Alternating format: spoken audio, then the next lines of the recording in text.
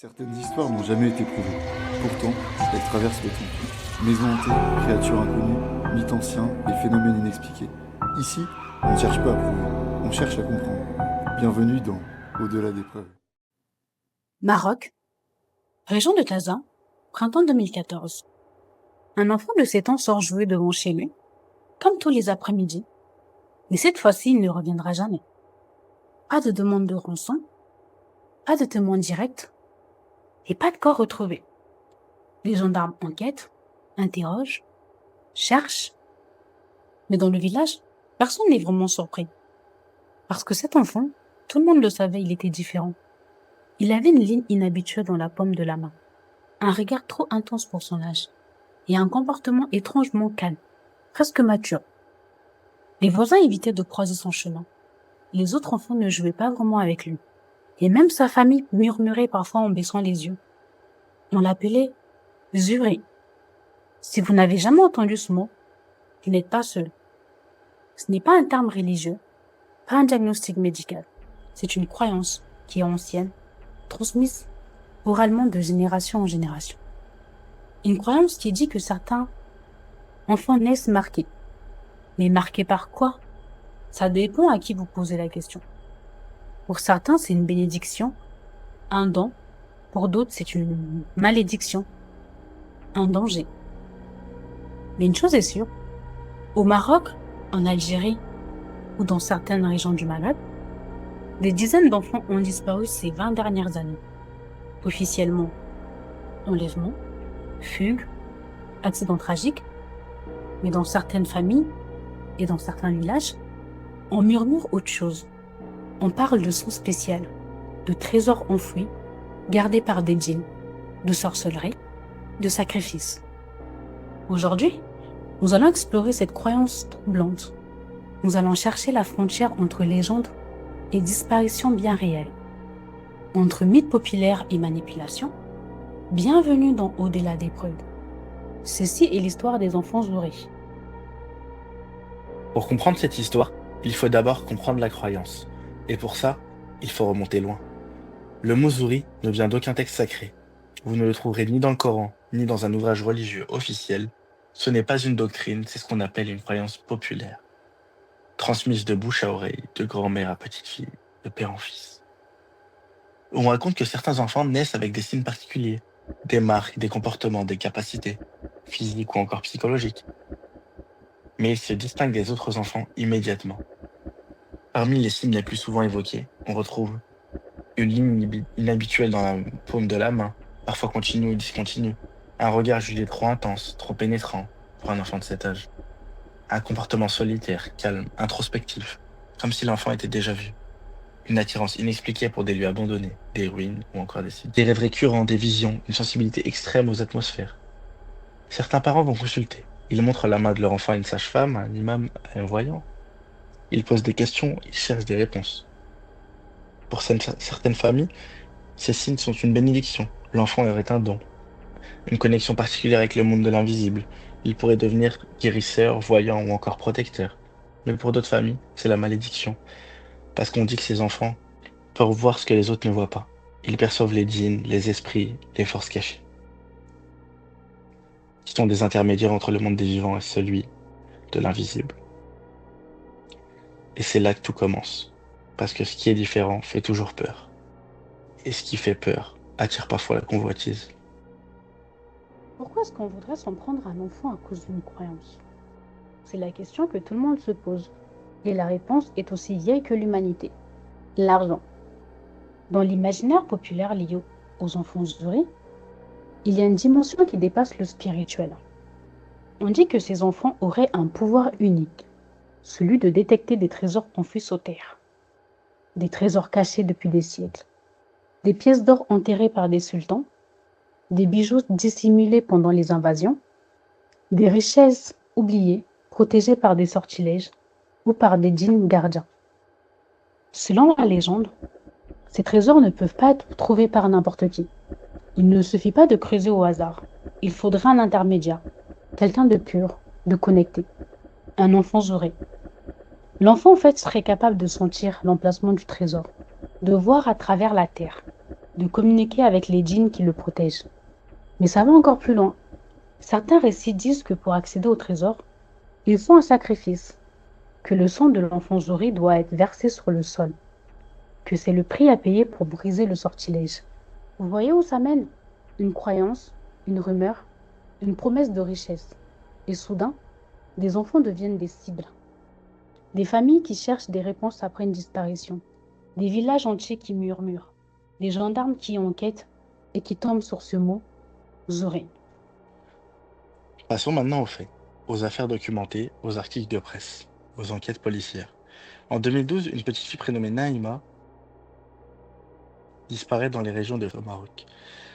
Elle a 5 ans. Les circonstances sont floues, aucun témoin direct, mais l'enquête finit par révéler quelque chose de glaçant. Elle aurait été enlevée par un groupe impliqué dans des pratiques occultes. Dans les témoignages recueillis, un mot revient.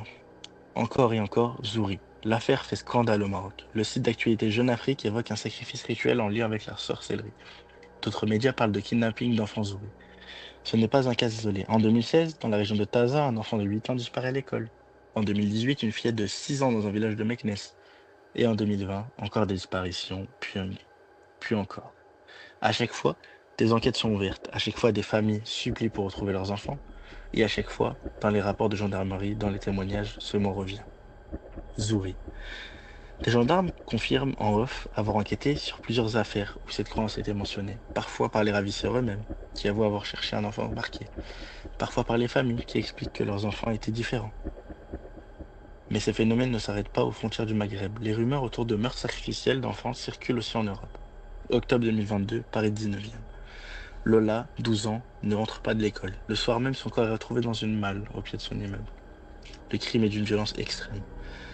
L'auteur, Dabia Benkired, est arrêté rapidement. Les experts psychiatriques concluent qu'elle est pleinement responsable de ses actes. Il n'y a aucune preuve, aucun élément judiciaire qui évoque un rituel ou un sacrifice, et pourtant, sur les réseaux sociaux, dans certains médias, des voix s'élèvent. On spécule sur la manière dont le crime a été commis. On évoque des chiffres inscrits sur le corps, des détails étranges, on parle de sacrifices rituels. Rien de tout cela n'a été confirmé par la justice, rien de tout cela ne figure dans le dossier pénal. Mais la rumeur est lancée. Parce que face à l'horreur absolue, face à un acte incompréhensible, l'esprit humain cherche un sens. Et parfois, il invente une explication, même irrationnelle. Revenons au Maroc. Le problème avec toutes ces affaires, c'est qu'il y a un décalage énorme entre ce qu'on raconte et ce qu'on prouve. Parce que dans beaucoup de cas, les enquêtes ne concluent rien de définitif. Pas de corps retrouvé, pas d'arrestation solide, pas de preuves matérielles. Juste des rumeurs, des suppositions, des silences. Alors la question devient: est-ce que ces enfants ont vraiment été enlevés à cause du mythe Zouri? Ou est-ce que ce mythe sert à justifier, à expliquer, ou encore à donner des explications à des disparitions qui n'en ont peut-être aucun? Est-ce que des criminels utilisent ces croyances comme prétexte? Ou est-ce que ces croyances nées après coup pour combler le vide de l'incompréhension? Les chiffres, les articles, les rapports de police, tout ça reste abstrait, des mots sur du papier. Mais derrière chaque disparition, il y a une famille. Une mère qui attend, un père qui cherche, un frère ou une sœur qui n'oublie jamais. Il y a quelques semaines, nous avons reçu un message d'une femme qui voulait témoigner. Il y a une dizaine d'années, son petit frère a disparu dans un village du nord du Maroc. Aucune explication officielle, aucune trace. Mais dans la famille, dans le village, on murmurait. Aujourd'hui, elle a accepté de nous parler, de nous raconter son histoire. L'entretien est enregistré à distance. Écoutons-la. Mon frère, il s'appelait Yacine et au moment des faits, il avait seulement 8 ans. Je me souviens pas exactement parce que moi, j'avais seulement 13 ans, mais je sais qu'il avait l'habitude de jouer derrière la maison avec ses amis et il me semble que c'était un jour banal, un jour normal, quoi, où il jouait, Ouais, où rien n'était différent des autres jours, quoi. Rien rien paraissait ne anormal. disait qu'il allait. Paraître. Du coup, dans mon village, c'était pas un mot qui était connu de tous, c'était plutôt quelque chose de tabou et discret. Et lorsqu'il a disparu, c'est pas ce qui est ressorti directement, c'était plus au niveau de notre entourage proche, pardon. Donc ma grand-mère et vraiment mes tantes, enfin la famille très proche qui parlait d'enfant Zouri lorsqu'il a disparu. Ouais. Du coup, en fait, de base, mon frère, c'était quelqu'un de calme, et très discret, qui était à l'écoute, de tout ce qui l'entourait et du coup, ma grand-mère, remarquait chez lui des différences, au niveau de ses mains. Donc en fait, il avait une sorte de cercle, au niveau des traits de ses mains et il avait des yeux qui étaient différents, par exemple des miens ou de ma grande sœur. Il avait des yeux très perçants. Donc c'était un noir qui était vraiment perçant. On voyait presque limite pas sa pupille du coup, c'était ça qui le différenciait, des autres enfants et de même, des enfants de notre famille, quoi. Du coup, ma famille l'a très mal vécu car on pensait que c'était, malgré tout un enfant comme un autre et on comprenait pas pourquoi lui, avait pu être, enlevé ou kidnappé. Et du coup, ma grand-mère, nous parlait souvent du coup du mot «zouri», concernant les différences que lui avait et du coup, c'était quelque chose qui avait, mal été vu, on va dire, dans notre village. Du coup, moi, aujourd'hui, c'est quelque chose que je supporte pas forcément super bien, surtout qu'il y a beaucoup de disparitions, de plus en plus, on va dire et moi, je pense à lui, bah, tous les jours. C'était enfin, on n'avait pas beaucoup d'âge d'écart, donc on était très proches.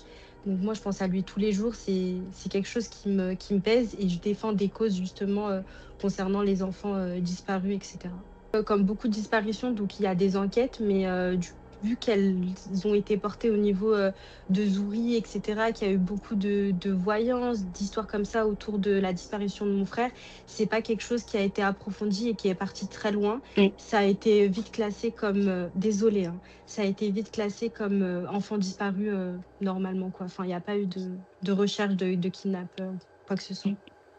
Du coup, j'aimerais que les gens retiennent de cette histoire que c'est une disparition qui est pas forcément normale, que le mot «zouri» n'est pas forcément à prendre à la légère, qu'il y a beaucoup d'enfants qui disparaissent et dont la disparition fait souffrir les familles et j'aimerais qu'on retienne mon frère ou les enfants disparus qui autour d'eux, le mot «zouri» est entendu, que ça soit, un symbole et quelque chose de courageux et vraiment, pas quelque chose de mis à l'écart, de différent, et cetera, mais quelque chose qui nous ressemble tous finalement. Moi, pas forcément parce que du coup, comme je vous disais, c'est beaucoup ma grand-mère qui parlait Mm. de mon frère comme quelqu'un de différent. Donc je sais qu'elle parlait encore une fois de ses différences au niveau de la main, de son rond, à au trait, de ses yeux perçants. Du coup, moi, pas forcément, mais je sais que ça a beaucoup marqué ma grand-mère, cette disparition et cette différence physique. Moi, je veux justement pas qu'on catégorise, le mot «zouré» comme quelque chose de paranormal ou de quelque chose, on fait des rêves prémonitoires ou des choses comme ça. Je sens sa présence dans le sens où c'est mon frère et je pense à lui tous les jours, mais je vais pas forcément rêver, de choses étranges où il va m'arriver des choses, des événements étranges, quoi.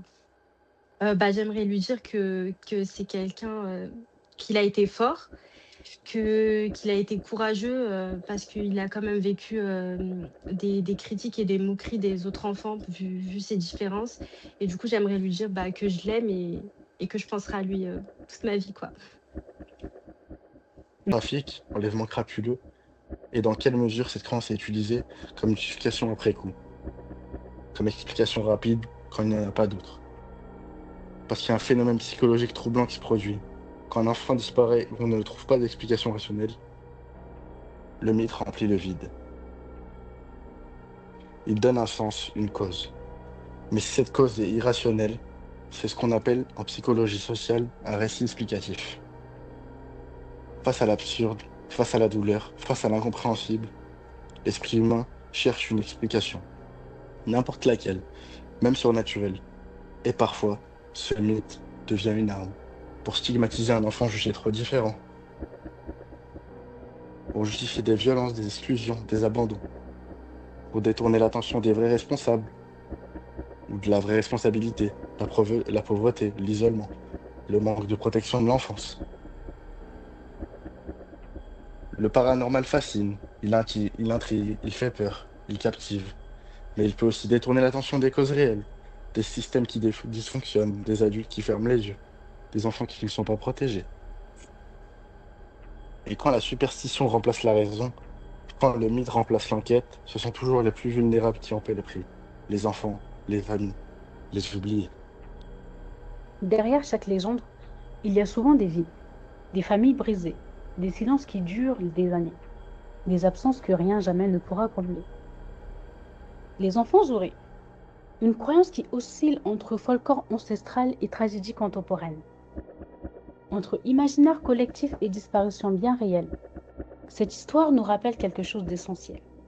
Derrière chaque légende, il y a souvent des vies, des familles brisées, des silences qui durent des années, des absences que rien jamais ne pourra combler. Écouter ces récits, fouiller dans ces croyances, ce n'est pas seulement chercher le frisson, c'est aussi apprendre à prendre du recul, à questionner ce qu'on nous raconte, à distinguer les faits des interprétations, à chercher la vérité derrière les mythes, et surtout, à protéger les vivants plutôt que de nourrir les légendes. Si un enfant est différent, ça ne fait pas de lui une cible. Si un enfant disparaît, ça ne doit jamais être expliqué par la superstition. Ça doit être une enquête, une mobilisation, une responsabilité collective. Merci d'avoir écouté cet épisode au-delà des preuves. Si cette histoire vous a interpellé, abonnez-vous sur votre plateforme préférée et partagez également cet épisode autour de vous. Sur ce, prenez soin de vous ainsi que des enfants autour de vous et surtout, n'oubliez jamais de questionner ce qu'on vous raconte. À bientôt pour un nouvel épisode.